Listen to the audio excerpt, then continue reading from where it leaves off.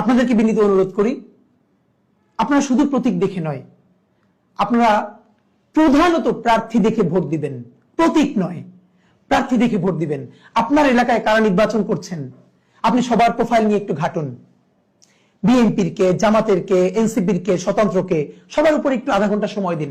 দেখেন, একবার ভালো একটা মানুষকে ভোট দিবেন, 5টা বছর ভালো থাকবেন, আপনি ভালো থাকবেন, আপনার পরিবার ভালো থাকবে, আপনার এলাকা ভালো থাকবে, আপনার দেশটা ভালো থাকবে। আর আপনি যদি ভুল সিলেকশন করেন, আমরা কেউ ভালো থাকবো না।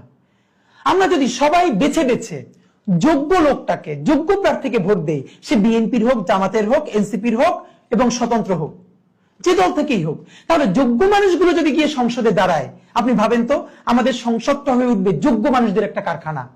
তুমুল ঝগড়া হবে, বিতর্ক হবে যোগ্য মানুষদের সাথে পলিসি নিয়ে। সেখানে কেউ যাত্রা করবে না, আর কেউ গান গাইবে না জনগণের পয়সায়, সংসদে নাটক করবে না, যাত্রাপালা করবে না।